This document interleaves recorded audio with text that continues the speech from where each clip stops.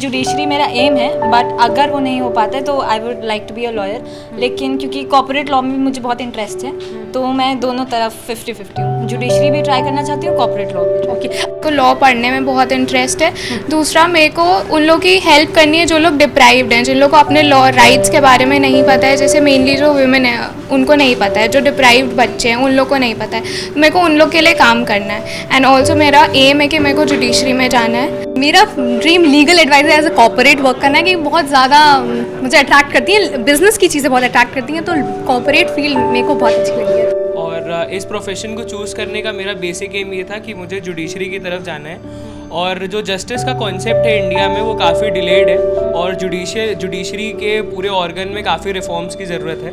जो भी क्लैट का स्कोर होगा और जो भी बच्चे अप्लाई करेंगे और उनके क्लैट के स्कोर के आधार पे ही हम उनको एडमिशन देने के लिए अभी टेंटेटिवली प्रपोज कर रहे हैं। बिकॉज मैम क्लैट में बहुत लिमिटेड सीट्स हैं and there are a lot of students जो प्रोफेशनल कोर्सेज ये LLB का करना चाहते हैं। अंडर ग्रेजुएट लेवल पे हम BA LLB ऑनर्स रन कर रहे हैं, और हमने साथ में BBA LLB ऑनर्स भी प्रपोज किया है, जो अभी बार काउंसिल ऑफ इंडिया की एफिलिएशन के लिए वेट कर रहा है। मैम ये दोनों ही कोर्सेज आप 12th के बाद कर सकते हैं। नमस्कार, आप देख रहे हैं मोटिवेशन विद मीना। आज मैं कानपुर की छत्रपति साहू जी महाराज यूनिवर्सिटी में हूं, और ये है Atal Bihari Vajpayee school of law study, जहां पर बहुत सारे स्टूडेंट मेरे साथ LLB के हैं। मैं इनसे बात करने वाली हूं। रिसेंटली हमने आपको बहुत सारे कोर्सेज के बारे में बताया, क्योंकि नए सेशन शुरू होने वाले हैं। हमने आपको पैरामेडिकल कोर्सेज के बारे में बताया, BTech कोर्सेज के बारे में बताया। आज मैं बात कर रही हूँ लॉ कोर्स के बारे में। मेरे साथ तमाम सारे स्टूडेंट जो वही स्टूडेंट हैं जो लॉ की पढ़ाई कर रहे हैं। क्या इनका ड्रीम है और कैसे इनका एडमिशन हुआ और आगे ये क्या करना चाहते। क्या नाम है आपका? जी, मेरा नाम अभिनव शुक्ला है। अभिनव, आप कहाँ से आए और ये कोर्स आपने क्यों चूज़ किया? जी, मैं कानपुर का ही रेजिडेंट हूँ, एंड मेरे माता पिता भी एडवोकेट हैं जो कि इसी प्रोफेशन में हैं। एंड मेरी थोड़ी मोटिवेशन मेरे को उनसे भी मिली, और मेरे को लॉ फील्ड इसीलिए पसंद है क्योंकि मेरे को रिप्रेजेंट करना, जो पुअर सोसाइटी, जो क्लासलेस सोसाइटी है, उनको रिप्रेजेंट करने में, उनकी मदद करने में, मतलब आजकल उन पे ज़्यादा ध्यान नहीं दिया जाता है, तो उनकी मदद करने में आई गेस मेरे को मतलब इसीलिए मैंने ये प्रोफेशन चूज़ किया। एंड मेरा सपना है कि मैं जुडिशल सर्विसेज को क्वालिफाई करूँ और एज अ जज सर्व करूँ। ओके अच्छा, ये बताइए, एक तो ये अच्छी बात है कि भाई आपने कहा कि आपके पेरेंट्स चूँकि लॉयर हैं, तो इसलिए आपको लगा कि मुझे भी लॉयर बनना चाहिए, या आप एडमिनिस्ट्रेटिव सर्विस में जाना चाहते हैं? जी नहीं, मेरा प्राइमरी तो लॉ ही रहा है। मेरा प्राइमरी, फिर उसके बाद सेकेंडरी और अदर ऑप्शंस में मैं सिविल सर्विस भी ट्राई कर सकता हूँ। PCJ वगैरह तैयार करना जी, चाहते हैं? PCJ तो मेरा प्राइमरी है, फिर उसके अच्छा। बाद IAS वगैरह भी, जितने भी सिविल सर्विसेज के एग्ज़ाम हैं। ओके तो ओके अच्छा, और भी बहुत सारे स्टूडेंट हैं, आप बताएं क्या नाम है आपका और आपने इस प्रोफेशन को क्यों चूज़ किया? मैम, मेरा नाम मलय पांडे है, और इस प्रोफेशन को चूज़ करने का मेरा बेसिक एम ये था कि मुझे जुडिशरी की तरफ जाना है। और जो जस्टिस का कॉन्सेप्ट है इंडिया में वो काफ़ी डिलेड है, और जुडिशरी के पूरे ऑर्गन में काफ़ी रिफॉर्म्स की ज़रूरत है। तो जुडिशरी को एक रिफॉर्म करके, और जो न्याय व्यवस्था है, न्याय का अधिकार सबको, केवल ऐसा नहीं है कि वो संविधान में बस लिखा है बस, लेकिन न्याय का अधिकार सबको मिलना चाहिए, ये एक यूथ का एम होना चाहिए। तो इसीलिए मैंने लॉ का प्रोफेशन चुना है, और बहुत ही नोबल प्रोफेशन है ये, और इसीलिए सोसाइटी को सर्व करने के लिए मैंने लॉ का प्रोफेशन चुना है। लेकिन भले ये बताओ, ये तो आपने कहा कि सोसाइटी को सर्व करने का, लेकिन तमाम स्टूडेंट जो 12th में पढ़ाई कर रहे हैं वो लॉ प्रोफेशन में आते हैं। सबसे बड़ी बात होती है इसमें करियर प्रॉस्पेक्ट क्या है, आपकी अर्निंग कैसे होगी, सोसाइटी में आपको क्या स्टेटस मिलने वाला। जो मेडिकल इंजीनियरिंग के स्टूडेंट है वो जब जाते हैं सोचते हैं कि बहुत शानदार करियर है। जब लॉ फील्ड की बात करते हैं, क्या ड्रीम है, क्या सोचते हैं आप? मैम, मेरे को तो लगता है कि लॉ करियर में सबसे ज़्यादा, अगर फिनेंशियल बेनिफिट्स की बात होती है, तो सबसे ज़्यादा फिनेंशियल बेनिफिट्स लॉ की ही फील्ड में होते हैं। क्योंकि अगर आप देखें कि सुप्रीम कोर्ट में जो अच्छे अच्छे वकील हुए हैं, चाहे वो राम जेठमलानी जी रहे हो, तो उनका पर हियरिंग का कॉस्ट बहुत ज़्यादा होता है। तो अगर अगर आप उसको फिनेंशियल बेनिफिट से देख रहे हैं तो भी वो अच्छा है। और अगर किसी को कॉरपोरेट सेक्टर में जाना है तो कॉरपोरेट सेक्टर के लिए भी बहुत सारी अपॉर्चुनिटीज़ होती हैं, जिसकी वजह से आदमी एक अपना मीडियम बना सकता है मनी मनी का भी। और इस प्रोफेशन की सबसे अच्छी बात है कि मनी के साथ आप सोसाइटी को सर्व भी कर रहे हैं, तो ये सबसे अच्छी बात है इस प्रोफेशन की। मेरे साथ बहुत सारी फीमेल स्टूडेंट है, उनसे भी बात करूँ। क्या नाम है आपका? मेरा नाम रिमझिम अग्रवाल। रिमझिम, आपने ये प्रोफेशन और ये स्टडी क्यों चूज़ किया, ये कोर्स क्यों चूज़ किया? मैम मेरे ग्रैंडफादर जो थे वो जज थे, तो वही मेरे आइडल हैं, तो मुझे उन्हीं के जैसा बनना था, तो मुझे भी जुडिशरी में ही जाना है, इस वजह से मैंने प्रोफेशन चूज़। तो रिमझिम, आपका क्या मतलब, आप लॉयर बनना चाहती हैं या फिर एडमिनिस्ट्रेटिव जॉब में जाना चाहती हैं, जज बनना चाहती हैं? क्या नहीं मैम, मैं जुडिशरी मेरा एम है, बट अगर वो नहीं हो पाता है तो I would like to be a lawyer.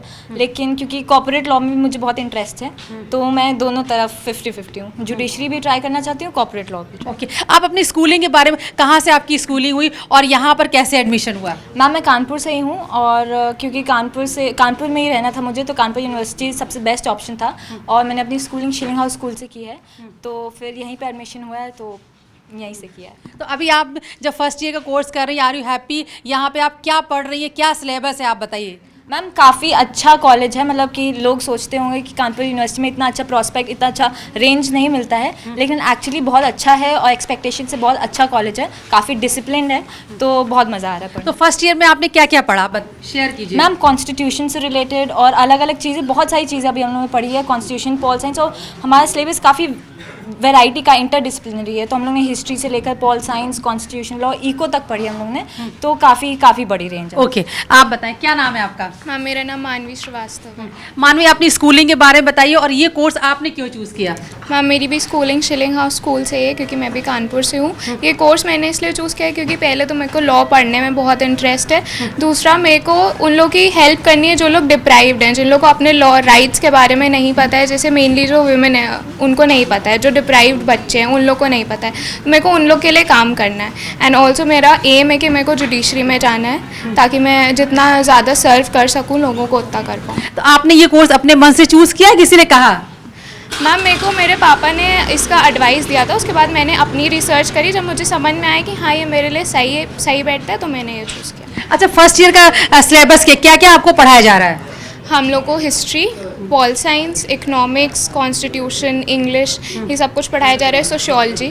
तो हम लोग को क्योंकि इतना वाइड वैरायटी ऑफ सब्जेक्ट्स पढ़ाए जा रहे हैं, तो हम लोग का नॉलेज उससे काफ़ी ज़्यादा बढ़ रहा है, और हम लोग को उससे ऐसा कोर्स बनाया गया जिससे सोसाइटी के बारे में बहुत पता चल रहा है, और सिर्फ प्रेजेंट नहीं, हम लोग के पास्ट के भी बारे में हम लोग को बहुत पता चल रहा है, तो उससे वो हम लोग को हेल्प होती है कि सोसाइटी के क्या इवेंट्स रहे हैं, तो उससे हम लोग देख सकते हो, वो हम लोग के लिए एक टेस्ट हो जाता है कि अच्छा अगर पहले ऐसा हुआ है, तो हम लोग अगर ऐसा आगे हुआ तो हम लोग कैसे डील करेंगे उससे। अच्छा, अगर देखा जाए तो लॉ प्रोफेशन के बारे में क्या मतलब मोस्ट अट्रैक्टिव फैक्टर क्या लगा आपको? अट्रैक्टिव फैक्टर मैम मेरे लिए तो ये है क्योंकि मेरे को लोगों को सर्व करना है, तो इससे अच्छा बेहतर और कुछ हो नहीं सकता है। जैसे लोग ठीक है डॉक्टर बनते हैं, सब बनते हैं, लेकिन उन लोग का एक इंटरेस्ट होता है, बहुत लोग डॉक्टर नहीं बन सकते, उन लोग होता है देख नहीं सकते हैं, तो हम लोग अपने नॉलेज से लोगों को हेल्प कर सकते हैं, तो ये एक बहुत बड़ा अट्रैक्टिव फैक्टर है हमारे लिए। नहीं, जैसे होता है ना कि लोग फिल्मी स्टाइल में हम लोग कोर्ट रूम देखते हैं, ब्लैक कोट पहन के जा रहे हैं, बहुत अच्छी जगह, या ये इम्प्रेस करता है कि बस लोगों को लेकिन सेकेंडरी चीज़ है, वो इम्प्रेस करता है, वो एक मोटिवेशन देता है, हम लोग को पुश देता है, लेकिन वो सेकेंडरी है। पहले तो हमारा एम होना चाहिए कि जो हम लोग पढ़ रहे हैं उसका कुछ प्रोडक्टिव यूज़ हम लोग करें। कोर्ट वोट तो सब ठीक है। ओके, क्या नाम है आपका? साक्षी द्विवेदी। साक्षी, आप कानपुर की रहने वाली, अपनी स्कूलिंग के बारे में बताइए, और आपने कोर्स क्यों चूज़ किया? जी, मैं बिल्कुल कानपुर से रहने वाली हूँ। मेरे स्कूलिंग हरमला प्रश्न स्कूल से हुआ है, और कोर्स चूज़ करने का पर्पस था कि सब्जेक्ट्स और आगे का जो वैरायटी है सब्जेक्ट्स की वो बहुत अच्छी है, सब्जेक्ट्स बहुत अच्छे हैं, और लॉ का करियर बहुत मोटिवेशनल है कि कैसे किसी की हेल्प करी जा सकती है आगे, और बहुत सारी इन्फॉर्मेशन गेन कर सकते हैं। नॉर्मल जनरल लाइफ में भी बहुत ज़्यादा इन्फॉर्मेटिव चीज़ें हैं।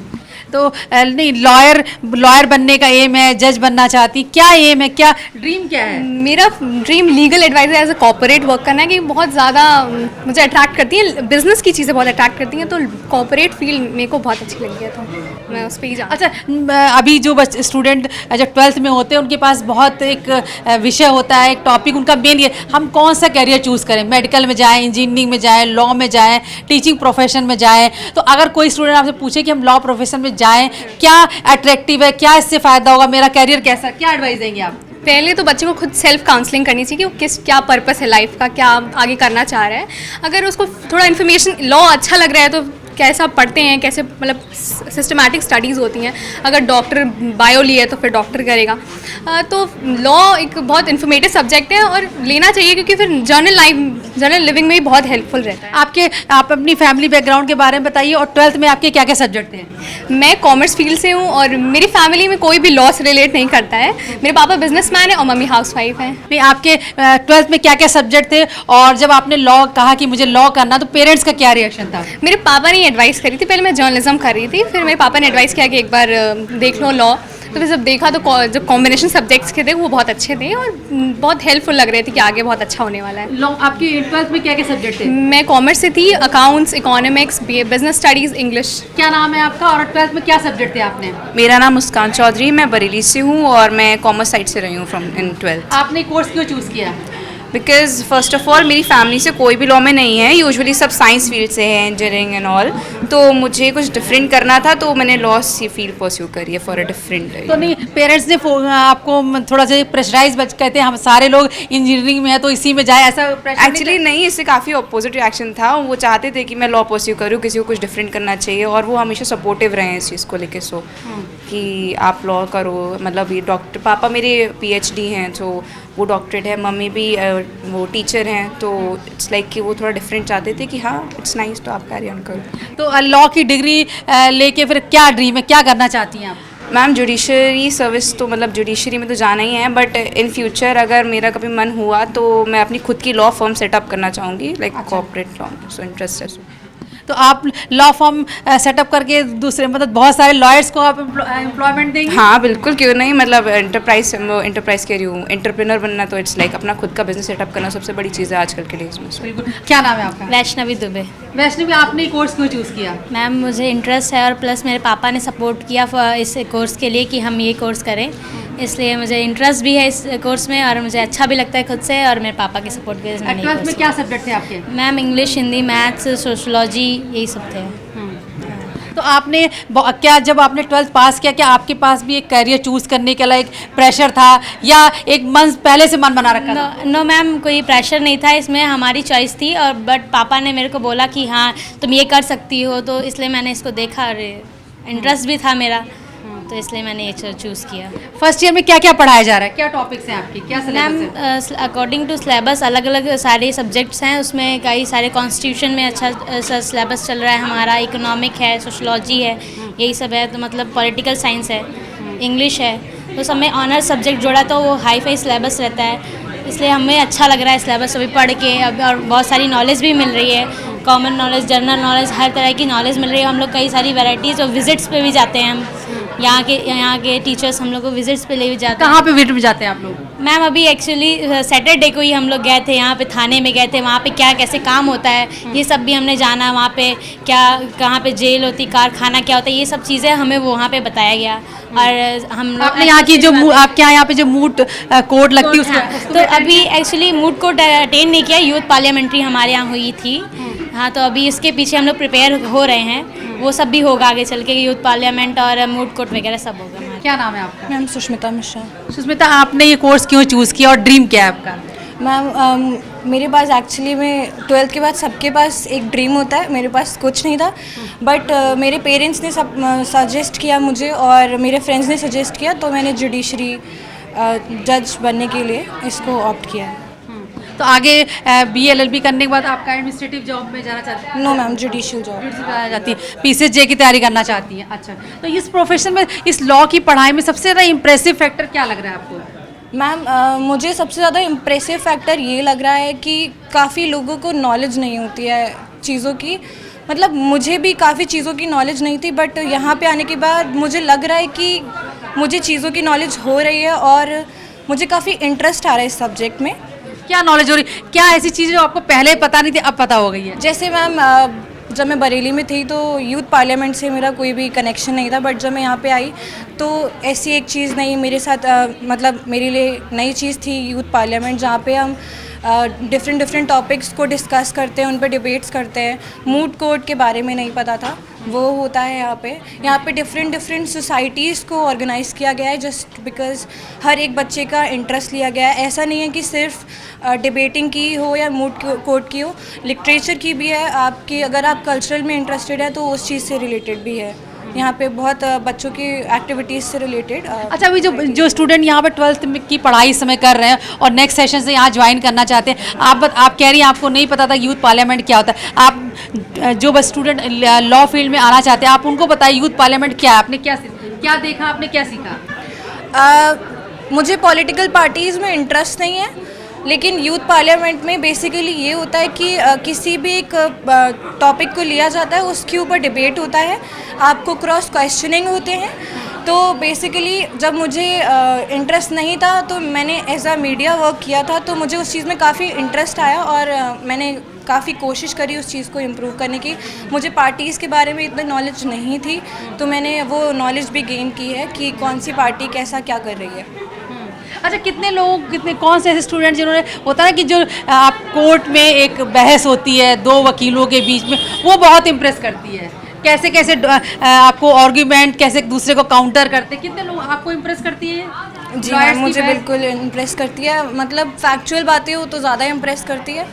मतलब काफ़ी बातें बहस में भी चली जाती है, लेकिन फैक्चुअल बातें हो तो वो ज़्यादा इम्प्रेस करती हैं कि आपको फैक्ट्स पे लड़ाई कर रहे हैं। तो हैं हमारी क्लास में बहुत बच्चे हैं जो फैक्चुअल बातें करते हैं, जिन बच्चों से एक्सपेक्टेड भी नहीं होता है, वो भी काफ़ी अच्छा करके जाते हैं। क्या नाम है आपका? मेरा नाम सौम्या द्विवेदी है। सौम्या, आपने कोर्स क्यों चूज़ किया? पहला मेरा इंटरेस्ट था लॉ पढ़ने का, दूसरा मेरे माता पिता का सपना है कि मैं एक जज बनूं।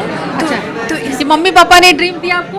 हाँ, मम्मी पापा का ड्रीम था तो वो फुलफिल करना है। मम्मी पापा, मेरे पापा चाचा, सबका ड्रीम वही था। अच्छा, तो कोई फैमिली में है आप क्या? नहीं, कोई नहीं, सब लोग बिजनेसमैन। जज बन के क्या ड्रीम है आपका? जज बन के मेरा ये ड्रीम है, जैसे मुझे कई जो जजमेंट्स आते हैं, मुझे लगता है यहाँ पे ये होना चाहिए था, यहाँ पे ये कमी है, तो मैं वो पूरी करना चाहती हूँ कमी। जो गलत हो रहा है समाज में, मैं उसे सुधारना चाहती हूँ। अच्छा, ये आपने, जैसे आपकी फैमिली ने आपको बताया कि आपको लॉ करना है, आपने तय कर लिया कि आपको जज बनना है। इसके अलावा जो स्टूडेंट इस समय 12th में पढ़ रहे हैं, वो जानना चाहते हैं कि ये लॉ फील्ड में उनके लिए कैरियर के क्या प्रॉस्पेक्ट है और उन्हें ये कोर्स क्यों चूज़ करना चाहिए? लॉ एक बहुत ही ब्राइट और वाइड सब्जेक्ट है। अगर हम पहले एक देखें, कॉन्सेप्ट सबके दिमाग में है लॉ मतलब वकील या जज। नहीं, इसमें आप कॉर्पोरेट में जाएंगे तो आप लीगल एडवाइज़र बनेंगे। आप लीगल एडवाइज़र एक किसी फर्म के बन सकते हैं। आप यहाँ पे बहुत सारी फील्ड है। आप मर्केंटाइल लॉ पढ़िए, मर्केंटाइल लॉज पढ़ने के बाद आप मर्केंटाइल फील्ड में जाएंगे। आप अगर इन्वायरमेंट पढ़ रहे हैं तो आप इन्वायरमेंट की लॉज के एडवाइज़र बनेंगे। आप एनजीटी ट्रिब्यूनल्स में जाएंगे। बेसिकली बहुत ही वाइड रेंज है। आपका क्या नाम है? मैम, मेरा नाम शिवांश मेहरा है। शिवांश, आपने कोर्स क्यों चूज़ किया? मैम, मेरे जो ब्रदर लोग हैं वो सब लोग आईआईटी में हैं। अच्छा। एंड मेरे जो मामा लोग हैं वो ज़्यादातर लॉयर्स हैं, तो उन्होंने इंस्पायर करा मेरे को लॉ में आने के लिए। तो आप लॉयर बन के क्या करना चाहते हैं, बताइए, क्या ड्रीम है आपका? मैम, मेरा ड्रीम यही है कि मैं जुडिशल सर्विस में जाऊं और जुडिशरी का एग्ज़ाम क्रैक करूं एंड उसके बाद एक अच्छी पोस्ट पे। तो आपके, जैसे आपने कहा कि आपके मामा जो हैं वो लॉयर हैं, तो उनके प्रोफेशन को आपने बहुत करीब से देखा, क्या इम्प्रेसिव लगता है लॉ फील्ड में? मैम, लाइक उन लोग की एक अलग पर्सनालिटी बन जाती है लॉ करने के बाद। वो उनका कम्युनिकेशंस बहुत अच्छा हो जाता है एंड वो किसी को भी इन्फ्लुएंस कर सकते हैं अपनी बातों से। यही सिर्फ जुडिशरी में होता है कि आपको अपने बातों से जज को इम्प्रेस करना है ताकि आपका फेवर में केस। कभी आपने कोर्ट की बहस देखी है? Ma'am, yes. क्या इम्प्रेसिव लगा उसमें? मैम, यही कि जैसे जज आपकी बातें सुन रहा है, फिर उसके बाद उसका जजमेंट दे रहा है एंड अलग अलग डिफरेंट प्रोसीजर्स होते हैं जिनके बारे में हम लोग को पता नहीं होता है कि कैसे प्रोसीडिंग चलती है उनकी। आपका क्या नाम है? मैम, मेरा नाम आयुष चौधरी है, गोंडा से हूँ। जवाहर नवोदय विद्यालय मनकापुर गोंडा से पढ़ा हूँ। अच्छा, नवोदय से आप? नवोदय विद्यालय से हूँ मैं। तो आपको किसने ड्रीम दिया लॉयर बनने का? मैम, क्या होता था, नवोदय में कोई फंक्शन होता है या प्रोग्राम होता था, मुख्य अतिथि के रूप में कोई ना कोई अधिकारी आता था। तो एक बार जज साहब आए थे गोंडा के, तो हमें देख कर उनको बहुत अच्छा लगा, उनका रुतबा देख कर। उसने फिर जब मोटिवेट किया तो हमें अच्छा लगा। क्लास 9th में मैं था, क्लास 10th में SDM साहब आए थे तो उनको भी अच्छा लगा सुनकर। तो मुझे लगा कि उसके बाद थोड़ा सा प्रॉब्लम कारण में आर्ट साइड ले लिया, तो मुझे लगा सिंपल BA करने से कोई मतलब है नहीं, तो BLLB को मैंने चॉइस करा। उसके बाद सोचा कि BLLB करने के बाद मैं एक बार PCSJ का ट्राई करूँगा, नहीं होता लॉयर। अच्छा। क्योंकि मैं गांव से बिलोंग करता, गांव में मैम क्या होता था, लोगों को अपने अधिकार नहीं मालूम होते, कौन से कैसे अधिकार होते हैं, क्या किया जाए। तो मैम गांव को मतलब आगे लाना चाहते हैं फ्रंट में, बस मैम। अच्छा, तो एज ए लॉयर आपका ड्रीम लोगों को जस्टिस देना है? बस मैम। Yes ma'am. तो ये बताइए, इस लॉ प्रोफेशन में आपको क्या, एक तो ठीक है ये आपका एक सोशल जस्टिस की फीलिंग है इसलिए आप वो देना चाहते हैं, लेकिन एज ए लॉयर के करियर में क्या आपको इम्प्रेसिव क्या लगता है? मैम लॉयर अपने लिए क्या इम्प्रेसिव लगता है आपको? मैम मेरे पापा खुद लॉयर है मैम, गोंडा में। अच्छा। तो मैम पापा को देखते तो एक अच्छा लगता है अंदर से, मुझे लगा कि हम भी लॉयर कर सकते हैं, तो हम यहाँ पे कानपुर में मैम अप्लाई किए, हो गया मैम यहाँ पे। Okay, thank you. मेरे साथ स्कूल ऑफ लीगल स्टडीज़ की फैकल्टी स्मृति मैम है, स्मृति रॉय हैं, जिनसे मैं बात करूंगी आपका LLB और का कोर्स कितना ड्यूरेशन है, क्या फ़ीस स्ट्रक्चर है, कितने साल का कोर्स है, और अगर आप PG करना चाहते हैं उसके लिए क्या प्रोसेस है, इसके से मैं इस बारे में बात करूँगी। मैम, तमाम स्टूडेंट जो 12th में पढ़ रहे हैं, अगर वो लीगल फील्ड में, लॉ फील्ड में अपना करियर बनाना चाहते हैं, तो आप बताइए आप क्या UG और PG में क्या क्या कोर्सेज हैं? Thank you ma'am. मैम हमारे यहाँ Atal Bihari Vajpayee school of legal studies में हम बेसिकली 2 कोर्सेज़ रन कर रहे हैं। अंडर ग्रेजुएट लेवल पे हम BA LLB ऑनर्स रन कर रहे हैं, और हमने साथ में BBA LLB ऑनर्स भी प्रपोज किया है, जो अभी बार काउंसिल ऑफ इंडिया की एफिलिएशन के लिए वेट कर रहा है। मैम ये दोनों ही कोर्सेज़ आप 12th के बाद कर सकते हैं। 12th में आजकल बिकॉज लीगल फील्ड जो है ये एक बहुत ही नया प्रोफेशनल एस्पेक्ट है, और अब इसका वैल्यू बहुत ज़्यादा बढ़ गया है, तो बहुत ज़्यादा बच्चे आजकल CBSE ने भी, क्योंकि एक लीगल एजुकेशन को अलग से एक सब्जेक्ट बना दिया है, बहुत ज़्यादा बच्चे इसमें इंटरेस्ट ले रहे हैं।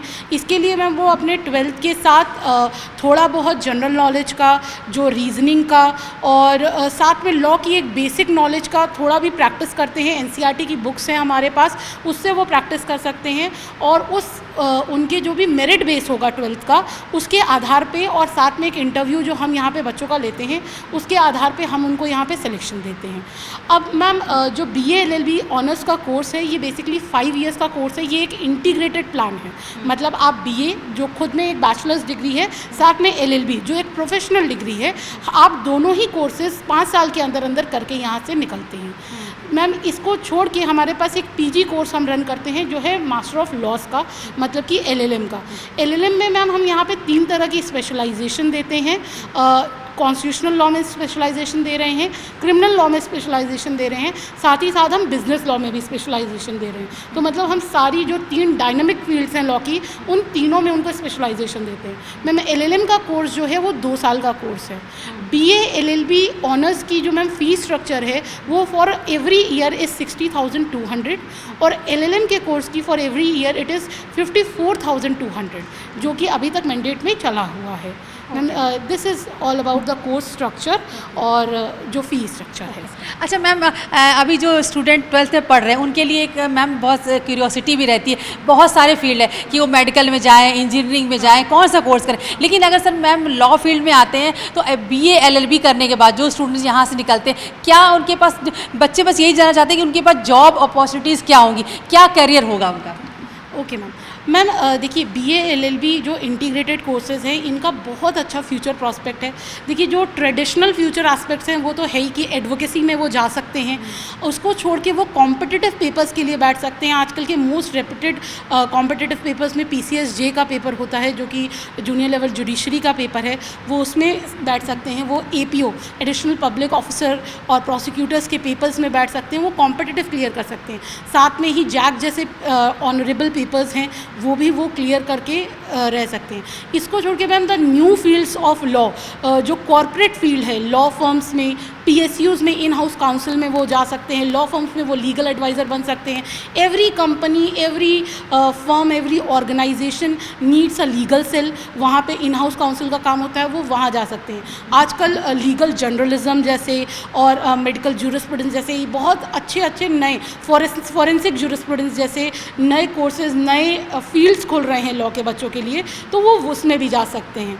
For their future. इसके साथ मैम वो अगर यहाँ से BA-LLB करते हैं तो वो LLM की डिग्री परस्यू करने के लिए वो अब्रॉड भी जा सकते हैं। फॉरेन में भी बहुत स्कोप है जो LLM, और वहाँ पे भी बहुत लिटिगेशन का स्कोप है, वो वहाँ पे भी जा सकते हैं। अच्छा मैम बताइए, UG करने यानी जो बच्चे यहाँ पर BA-LLB करके कोर्स करके यहाँ से निकलते हैं, एक तो वो सफिशिएंट डिग्री हो गई, उसके जो आप लॉ प्रैक्टिस कर सकते हैं, जैसे आपने कहा लीगल फील्ड में जा सकते हैं, PCJ की तैयारी कर सकते हैं, ये सारी चीज़। मैम UG करने के PG जो करते हैं, LLM करते हैं, उसमें क्या उनको मतलब एडिशनल क्या उनको बेनिफिट रहता है कैरियर के लिहाज से? मैम देखिए, पोस्ट ग्रेजुएशन कोर्स हर किसी भी सब्जेक्ट का एक सेकंड स्टेप होता है। वहाँ पे आप इन डिटेल जो कंसेप्ट्स आपने अभी तक पढ़े हैं उन इन डिटेल उसको आप देखते हैं, उसमें आप डेजर्टेशंस बनाते हैं जो उनको एक प्रैक्टिकल लेवल का फील्ड वर्क का एक्सपीरियंस देता है। साथ ही मैम LLM जैसे कि अगर आपको एकेडमिक्स में आना है, if you want to come in academics, तो अगर फैकल्टी बनना चाहते हैं, आप खुद एजुकेशन की फील्ड में आप बहुत लोग होते हैं जो एकेडमिक्स में बहुत कीनली इंटरेस्टेड होते हैं, तो उनके लिए ma'am LLM is a very good option. वो उसके बाद NTA UGC नेट करवाता है और वो करने के बाद वो असिस्टेंट प्रोफेसर के लिए क्वालिफाई कर सकते हैं। किसी भी रेप्यूटेड यूनिवर्सिटी में वो असिस्टेंट प्रोफेसर की जॉब पे जा सकते हैं। साथ ही मैम LLM ना सिर्फ एकेडमिक्स के लिए, इनफैक्ट जुडिशरी के लिए, एडवोकेसी के लिए, हर जगह पे उसका एक अलग वैल्यू, एक अलग वेटेज है इन द कमिंग उनके जो करियर प्रॉस्पेक्ट्स होते हैं। साथ में PSUs में भी LLM का बहुत ज़्यादा वेटेज है। इनफैक्ट बहुत सारी PSUs यही LLM और क्लैट का जो पेपर है उसके आधार पे अपने यहाँ रिक्रूटमेंट करती हैं, तो वो भी एक बहुत बड़ा एस्पेक्ट है LLM का। कॉर्पोरेट लॉ में भी LLM करने के बाद कॉर्पोरेट डिपार्टमेंट्स में, कॉर्पोरेट ऑर्गेनाइजेशन में भी इसका बहुत अच्छा स्कोप है। मैम ये आप ये बताइए कि यहाँ पर नया सेशन कैसे कब शुरू हो रहा है और एडमिशन कैसे होगा? मैम जो नया सेशन है will start most probably we are framing कि हम जुलाई एंड में स्टार्ट कर देंगे नया सेशन। और मैम इसके लिए बेसिकली यहाँ पे एक ऑल ओवर इंडिया एक कॉमन लॉ एडमिशन टेस्ट होता है जिसको क्लैट के नाम से बोला जाता है। इसके थ्रू बेसिकली जब भी ये बच्चे पेपर देते हैं उसमें वो national law universities which are one of the most top universities in the country, वहाँ पे वो उन एडमिशन के लिए ये पेपर देते हैं। बट ये क्लैट का स्कोर ना सिर्फ national law universities but most of the reputed universities भी इसको कंसीडर करती हैं।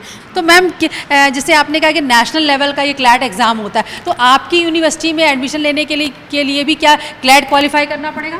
यस मैम, हमारे यहाँ जो भी क्लैट का स्कोर होगा और जो भी बच्चे अप्लाई करेंगे और उनके क्लैट के स्कोर के आधार पे ही हम उनको एडमिशन देने के लिए अभी टेंटेटिवली प्रपोज कर रहे हैं। ये एडमिशन के बाद भी, मतलब ये क्लैट के स्कोर के बाद भी हम उनका एक इंटरव्यू डिज़ाइन करेंगे और दोनों के क्यूमुलेटिव जो भी मार्क्स होंगे उसके आधार पे बच्चे को एडमिशन मिलेगा। बस मैम चलते रहते थोड़ा सा बताइए, क्योंकि जब क्लैट एग्ज़ाम की बात होती है स्टूडेंट को लगता है बहुत हाई लेवल का कंपटीशन है। जैसे हम देखते हैं इंजीनियरिंग में JEE हो रहा है या फिर नीट हो रहा है मेडिकल फील्ड के लिए, तो क्लैट भी एक हाई लेवल का एग्ज़ाम हो जाता है। तो इसकी जो बच्चे 12th में पढ़ रहे हैं अभी से वो कैसे इसकी तैयारी कर सकते हैं?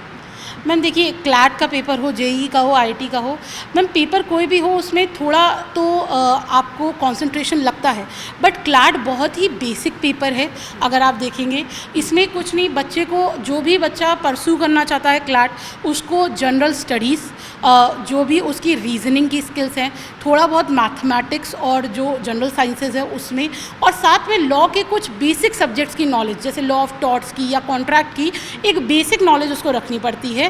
और उसके लिए वो NCERT की बुक्स भी अगर रेफ़र कर लेगा तो that will be sufficient enough. उसी आधार पे ये क्लैट के एग्ज़ाम्स होते हैं। ये एग्ज़ाम्स अभी जो कंसोर्टियम ऑफ NLU है वो कंडक्ट कराता है और बहुत ही ट्रांसपेरेंट पेपर है, और इसीलिए हम भी इसको अक्रेडिटेशन देके हम भी इसको कंसीडर करते हैं कि अगर कोई बच्चा, बिकॉज मैम क्लैट में बहुत लिमिटेड सीट्स हैं and there are a lot of students जो प्रोफेशनल कोर्सेज ये LLB का करना चाहते हैं, तो हम उनको एक अपॉर्चुनिटी देते हैं कि अगर वो क्लैट के अपने स्कोर से सेटिस्फाइड नहीं है, वो अपनी जो NLU उनको मिल रहा है उससे सेटिस्फाइड नहीं है, या वो हो सकता है वो कानपुर में रह के पढ़ना चाहते हैं, यहाँ पे एक्सप्लोर करना चाहते हैं, तो हम भी उस आधार पे उनका एडमिशन यहाँ पे लेते हैं। तो यानी क्लैट के मार्क्स और एक आपका जो यूनिवर्सिटी का इंटरव्यू उसके आधार पर यहाँ पर admission? Yes ma'am, yes ma'am. Thank you ma'am, thank you. इस समय मैं Atal Bihari Vajpayee school of legal studies के मूट कोर्ट रूम में हूँ और सबसे बड़ा सवाल ये होता है कि जो स्टूडेंट्स डिग्री लेकर अपने कॉलेज से बाहर जाते हैं तो कैसे वो प्रैक्टिस करेंगे, कोर्ट रूम में क्या डेकोरम होता है, कौन कौन से उनको रूल्स फॉलो करते हैं और उनको जो एक फील्ड वर्क का एक्सपीरियंस कराने के लिए यहाँ पर इस सेंटर में यहाँ पर मूट कोर्ट रूम है जहाँ पर स्टूडेंट्स को प्रैक्टिस कराई जाती है। इस बारे में बात करने के लिए मेरे साथ हैं स्मृति मैम जो यहाँ की सीनियर फैकल्टी हैं। मैम आपके ये स्कूल ऑफ लीगल स्टडीज़ में मूट कोर्ट रूम क्या है और इसकी क्या ज़रूरत पड़ती है? मैम मूट कोर्ट या मॉक ट्रायल्स बहुत ही इम्पॉर्टेंट पार्ट होते हैं किसी भी लॉ कोर्स का, because these are the most important clinical work जो बच्चे करते हैं। And today because law is a professional course, it is a very professional course and therefore कि हम यहाँ अटल बिहारी वाजपेयी में we are building our students in such a way कि when tomorrow they face the future prospects, the future court, so they are well acquainted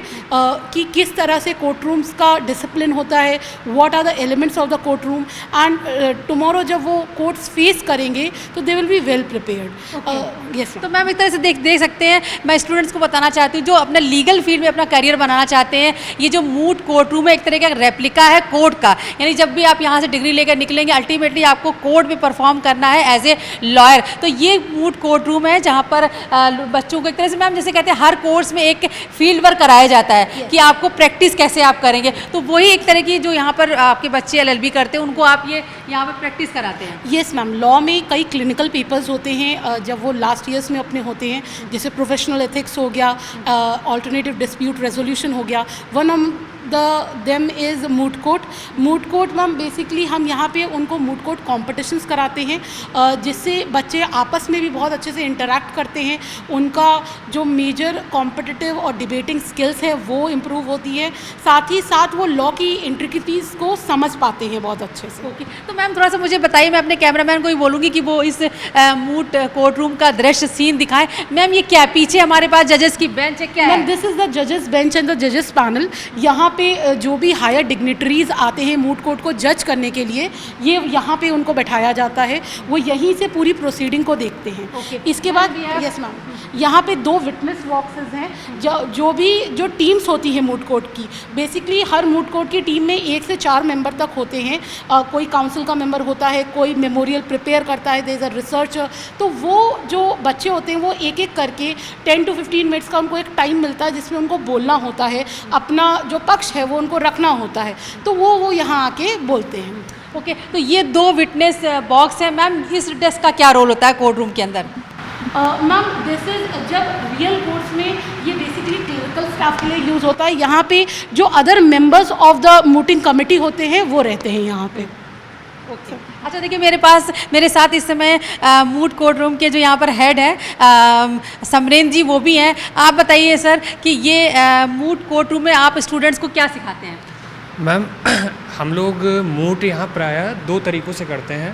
पहला लिखित रूप में या जब हम सिलेबस में पढ़ते हैं तो हमारे यहाँ 5th ईयर में मूट का एक सब्जेक्ट है मूट कोर्ट एंड प्लीडिंग करके। कन्वेंसिंग में हम ये चीज़ सिखाते हैं बच्चों को कि कैसे अपनी प्लेंट बनाएं, कैसे प्लीड करेंगे कोर्ट, कागजी कार्यवाही कैसे होगी वो हम उससे सिखाते हैं। और इन हैंड एक्सपीरियंस देने के लिए हम ये एक चेम्बर फॉर्म में बच्चों को प्रैक्टिस कराते हैं। अब इसमें कई तरीके होते हैं, जैसे फर्स्ट ईयर में हैं बच्चे तो उनको डेमो मूट सिखाया जाता है। डेमो मूट में क्या होता है कि उनको कई मूट्स दिखाए जाते हैं, कई बाहर से कंपटीशन कराए जाते हैं, तब उनको देखने का एक पता चलता है कैसे उन्हें मूटिंग करनी है।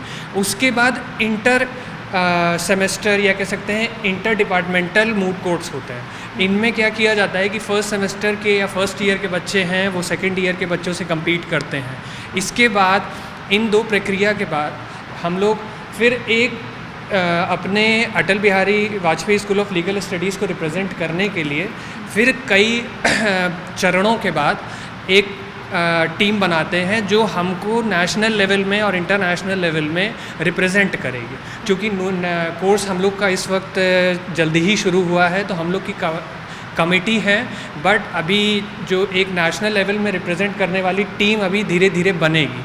तो अभी हम लोग ने मूट कोर्ट सोसाइटी बना रखी है। उस मूट कोर्ट सोसाइटी में स्टूडेंट्स मेनली इस चीज़ को लीड करते हैं कि how they will conduct the moot and how they will teach other students to take part in the moot court session. इसके बाद मैम उस कमेटी में 3 बच्चे ऐसे हैं जैसे कि एक चेयरपर्सन हो जाता है, एक सेक्रेटरी हो जाता है, एक को कन्वीनर हो जाता है, एक कोऑर्डिनेटर। और चूँकि ये एक इनिशिएटिव स्टूडेंट्स का रहता है तो हम लोग एज अ फैकल्टी एडवाइज़र और या कोऑर्डिनेट करने के लिए, जिससे कि नेशनल लेवल के जो मूड्स हैं उसमें भी बच्चे हम लोग के आगे से आगे जा पाए।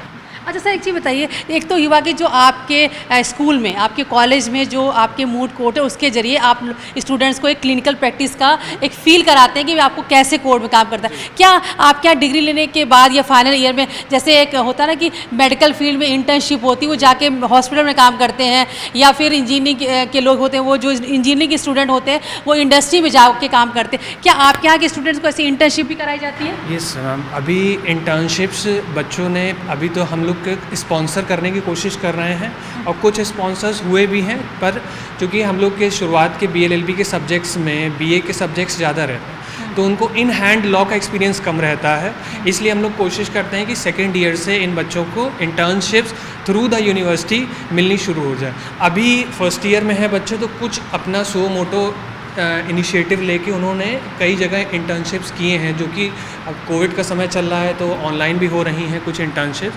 तो हम लोग का अलग से यहाँ पे यूनिवर्सिटी का प्लेसमेंट सेल है जिसका यहाँ पे कोऑर्डिनेटर हमारे अशोक सर हैं, वो इंटर्नशिप्स और प्लेसमेंट को कोऑर्डिनेट करते हुए और बच्चों को ये भी बताते हैं कि कहाँ पे इंटर्नशिप इस वक्त पॉसिबल है और किन दायरों में वो कर सकते हैं, और कई चीज़ें अभी नई नई शुरू भी हो रही हैं। तो मेरी मुलाकात होने वाली Atal Bihari Vajpayee school of legal studies के डायरेक्टर डॉक्टर शशिकांत त्रिपाठी से, जिससे मैं बात करूंगी क्या यहाँ पर एडमिशन प्रोसेस होता है, कब से नया सेशन शुरू हो रहा है, और अगर ये एंट्रेंस एग्ज़ाम के जरिए ये एडमिशन होने वाला है तो कैसे स्टूडेंट्स को तैयारी करनी चाहिए। और सबसे अहम बात जो तमाम स्टूडेंट्स ने मुझसे सवाल पूछे थे कि अगर वो BA LLB करते हैं, LLM करते हैं तो उनके पास कैरियर के क्या प्रॉस्पेक्ट होते हैं। मेरे साथ हैं डॉक्टर त्रिपाठी सर। इस बार आपके सेंटर में कब से ये एडमिशन प्रोसेस शुरू होने वाला है?